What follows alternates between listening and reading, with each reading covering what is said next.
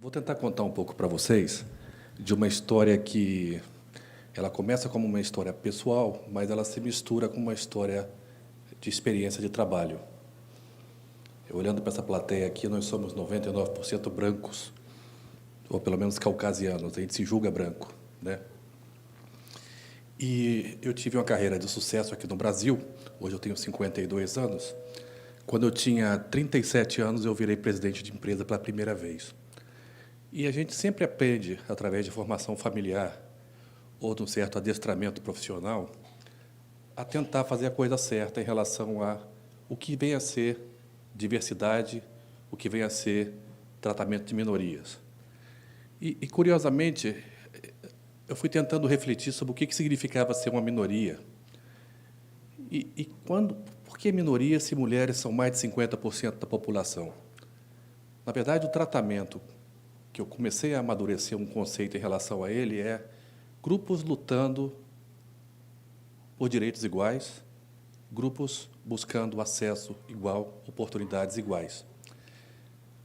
Dentro das empresas que eu trabalhava, e eu sou um brasileiro, casado com uma colombiana, com 3 filhas americanas.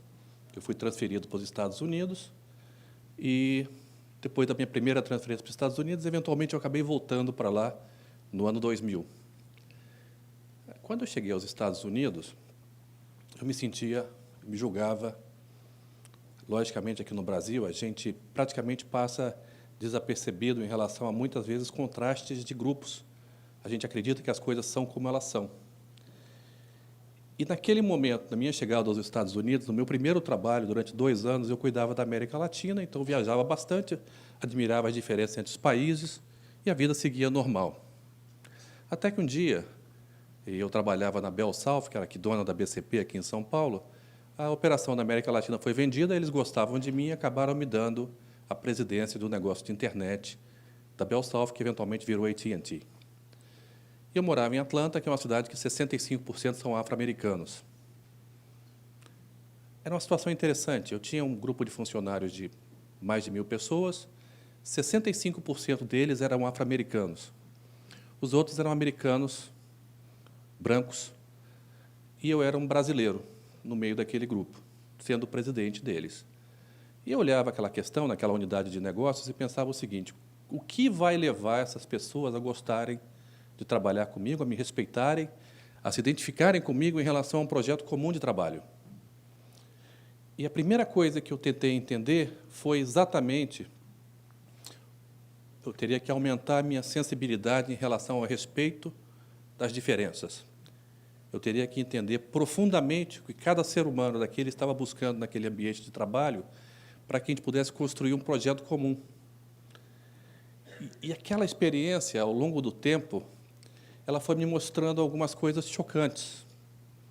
A primeira coisa chocante que eu aprendi naquele trabalho, e eu fiquei, nesse último período, eu fiquei 10 anos nos Estados Unidos, a primeira coisa que eu fui vendo é que as pessoas, infelizmente, não importa o seu talento, muitas vezes nós temos oportunidades diferentes já desde saída.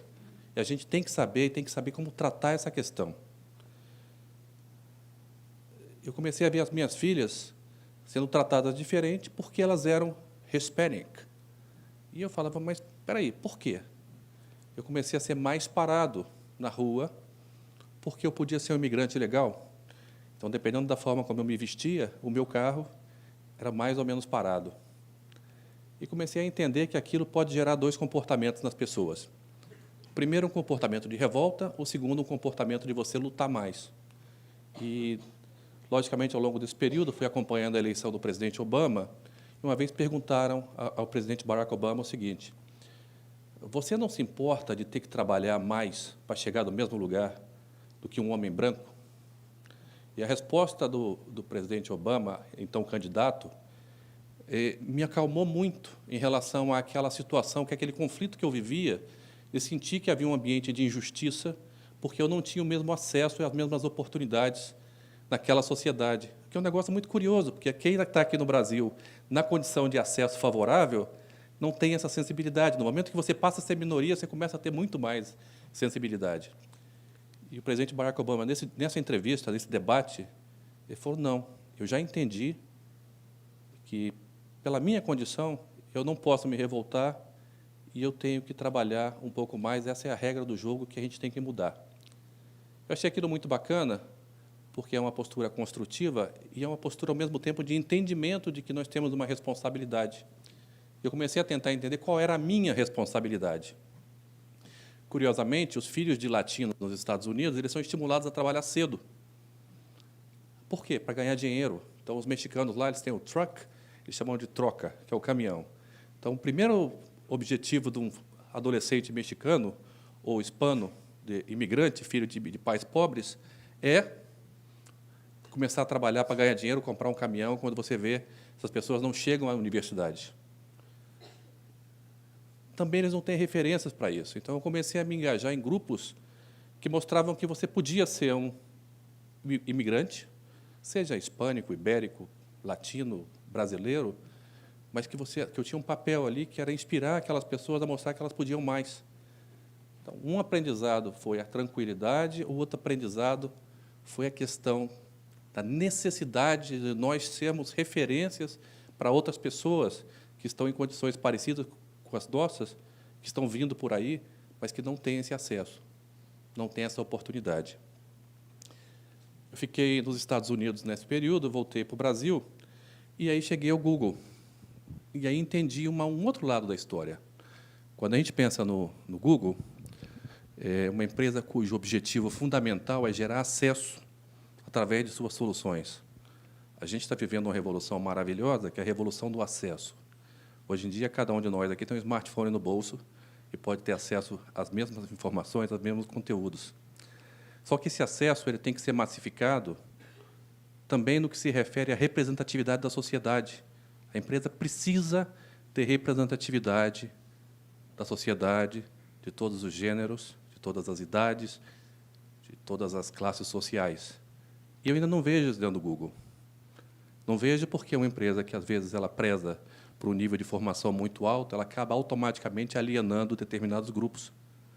O Google, hoje, tem poucos negros, menos do que devia ter. Reconhecer isso é o primeiro passo em relação à melhora, em relação a um plano de ação. Tem mulheres bem representadas, temos um movimento LGBT forte. O que a gente observou ao longo do tempo foi que há várias formas da gente fazer esse trabalho de movimentar a sociedade.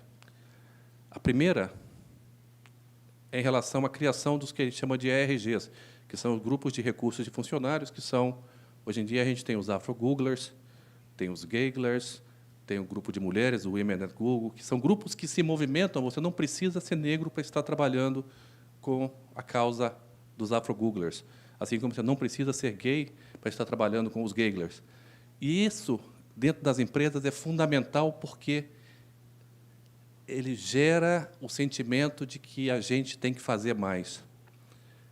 Uma das coisas que a gente faz no Google, eu estou lá há 6 anos, existe uma clara noção de que a gente tem um legado e que esse legado ele começa...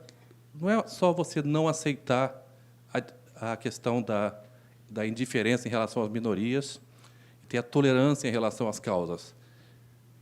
Tem que celebrar as diferenças, e tem que celebrar e suportar e apoiar cada um desses movimentos que estão vindo por aí. Pode parecer um pouco naíve a gente pensar que a gente pode mudar o mundo, mas a gente começa mudando o mundo, mudando a casa da gente. E eu quero que as minhas 3 filhas tenham o mesmo acesso que os filhos de qualquer outra pessoa e que possam sonhar que elas podem ser qualquer coisa. Dentro do Google, uma das coisas que a gente também aprendeu recentemente, e pensando um pouco nessa questão de como a gente tem que se conduzir em relação a determinadas situações, é a tolerância zero também em relação a comentários sexistas. Uma das coisas que a gente tem investido muito em relação a um negócio chamado unconscious bias, que é o viés inconsciente, que são as piadinhas, que são as brincadeiras, que são as grandes verdades que são ditas através de comentários que parecem inconsequentes e parecem pequenos, mas que eles ajudam a perpetuar uma cultura de segregação. Ano passado, na Semana da Diversidade, a celebração da diversidade da cultura negra do Brasil, eu resolvi fazer um negócio um pouco diferente. Eu trouxe uma pessoa uma colega minha que tem 60 anos e que era a diretora de recursos humanos, vice-presidente de recursos humanos da AT&T, lá em Atlanta, que é uma senhora, obviamente, uma afro-americana. E essa senhora, ela veio, passou 3 dias trabalhando conosco lá no Google, com os Afro-Googlers, falou com a empresa inteira, e, ao mesmo tempo, ela ficou trabalhando com o pessoal lá do Zumbi dos Palmares. Como ela era uma amiga, no final de semana, ela estava sozinha aqui em São Paulo, eu e a minha esposa levamos para o Parque do Ibirapuera. Em teoria, um parque popular, o Parque do Povo. E no Parque do Ibirapuera, andando com ela, com essa senhora, com a Myra Wright, ela olhou para mim e falou assim: Fábio, where are the people like me here? E eu queria cavar um buraco no chão, porque se a gente olhar dentro do Parque do Ibirapuera, quase não tem negros. E a gente acredita que isso é normal.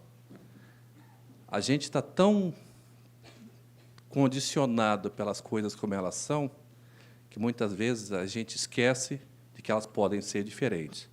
A minha mensagem, se eu puder deixar uma mensagem de fechamento, o que eu tenho aprendido todos os dias é: engajem-se, o engajamento não custa caro, só depende de um pouco de tempo, e nunca deixem de se indignar com as coisas da maneira como elas são. Elas sempre podem ser diferentes se a gente trabalhar para isso. Obrigado, gente.